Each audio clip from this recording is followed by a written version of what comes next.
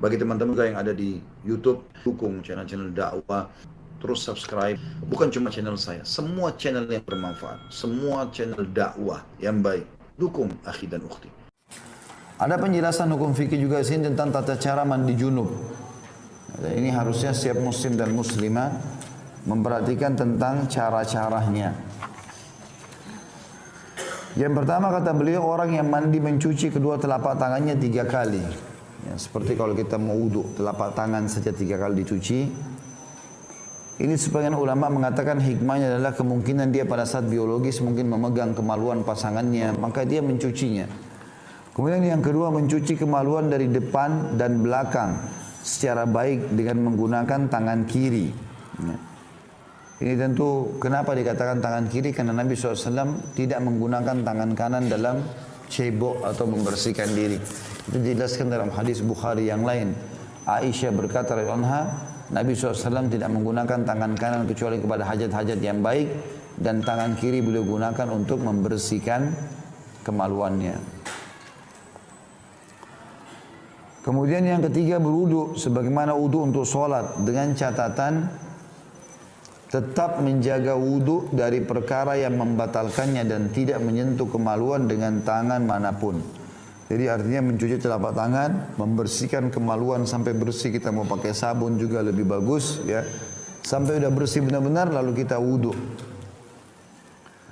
Kemudian setelah wudu seperti wudu sholat, yang keempat menyela-nyela rambut dengan jari-jari sebanyak 3 kali.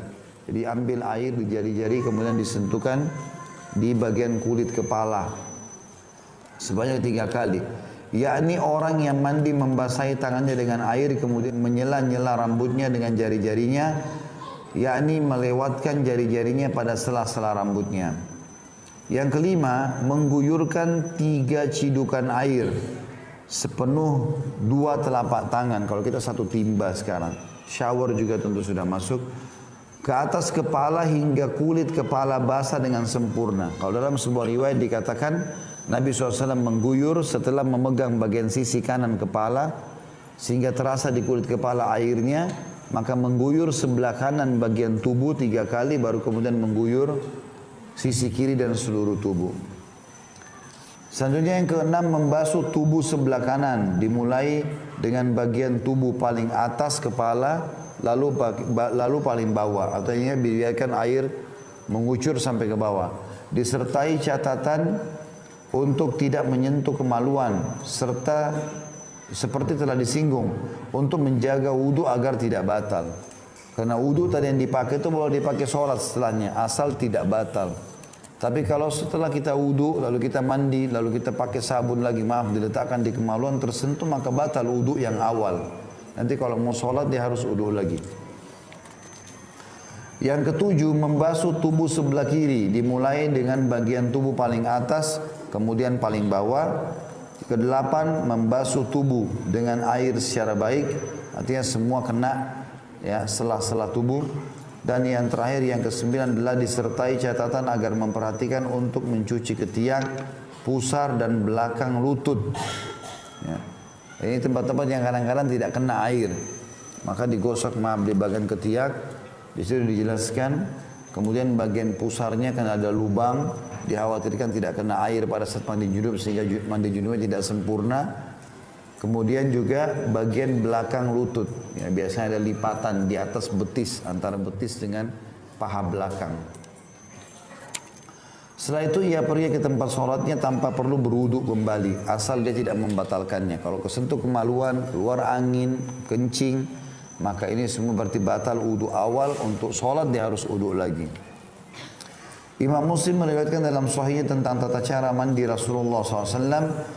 إذا اغتسل من الجنابة يبدأ فيغسل يديه ثم يفرغ بيمينه على شماله فيغسل فرجه ثم يتوضأ وضوءه للصلاة ثم يأخذ الماء فيدخل أصابعه في أصول الشعر حتى إذا رأى أن قد استبرأ حفن على رأسه 3 حفنات ثم أفاض على سائر جسده ثم غسل رجليه.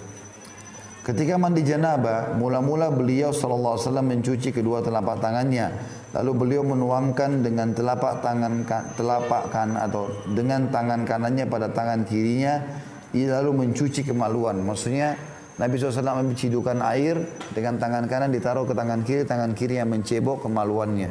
Sudah kita jelaskan tadi, kanan tidak boleh memegang kemaluannya. Setelah itu beliau berwudu seperti wudu untuk sholat.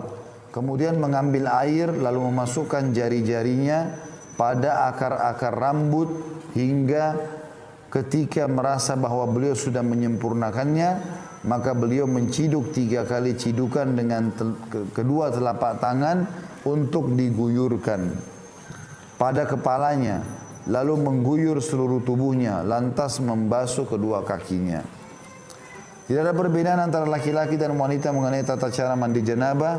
Muslim meriwayatkan dari Ummu Sulaim radhiyallahu anha, inni imra'atun ashuddu dhafra ra'si fa'anqudu li ghuslil janabah wa fi riwayat lil haidati wal janabah qala la innama yakfiki an tahthiya ala ra'siki 3 hathayat thumma tufidina alayki al-ma' fatathurin. Aku adalah seorang wanita yang biasa mengencangkan jalinan rambutku, maksudnya menguncirnya. Apakah aku harus melepasnya kalau aku mandi janabah? Kalau ada kunciran, maka dalam satu riwayat, apakah aku harus melepasnya kalau aku dalam keadaan haid atau junub? Maka Nabi SAW menjawab, tidak perlu. Tapi cukup bagimu mengguyurkan pada kepalamu 3 kali cidukan, lalu kamu guyurkan air pada tubuhmu, maka kamu menjadi suci.